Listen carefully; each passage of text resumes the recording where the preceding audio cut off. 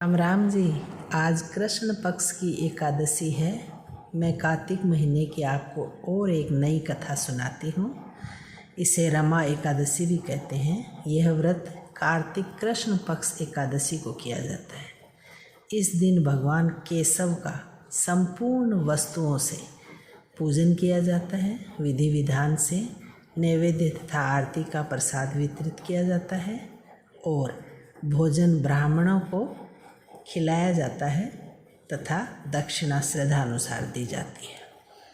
प्राचीन समय की बात है। ऐसा कहते हैं कि जो मनुष्य इस एकादशी के व्रत को करते हैं उनकी ब्रह्म हत्या आदि पाप नष्ट हो जाते हैं तथा अंत में विष्णु लोक को प्राप्त होते हैं। तो आइए आज मैं आपको सुनाती हूँ रमा एकादशी की कहानी। पुराने समय की बात है। एक समय मुचकुंद नाम का दानी धर्मात्मा राजा एक राज्य में राज्य करता था।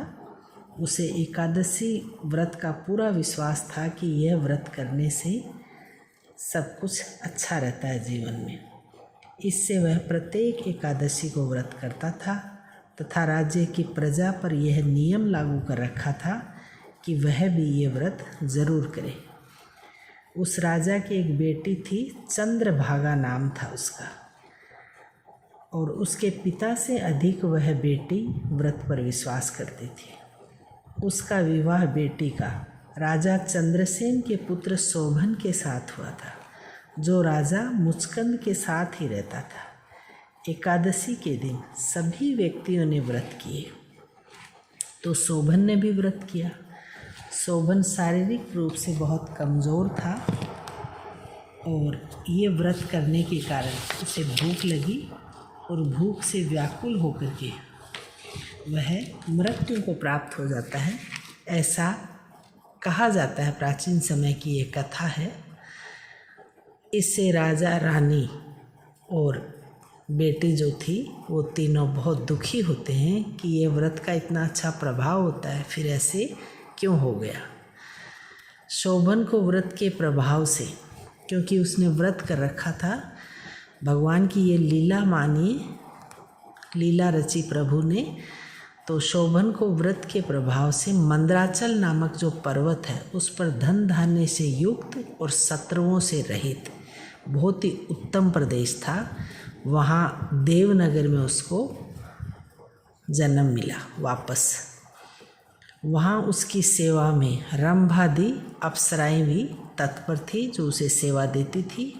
अचानक एक दिन मुचकुंद नामक जो राजा था वह मंदराचल पर टहलते हुए पहुँच जाता है।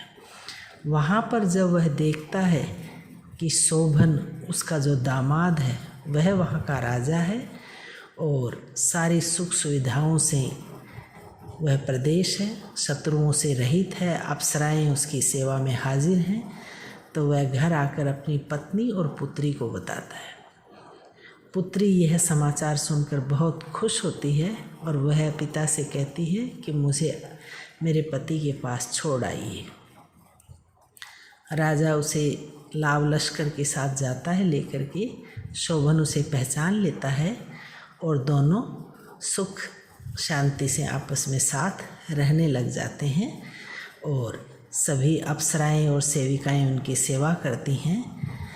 इस तरह से भगवान की लीला से ये सब जब कन्या के भाग्य में होता है तो कहानी कहने वाले, सुनने वाले, हुंकारा देने वाले प्रभु सभी को सुख सुविधाएं, सुहाग भाग देना और शांति से जीवन व्यतीत करें।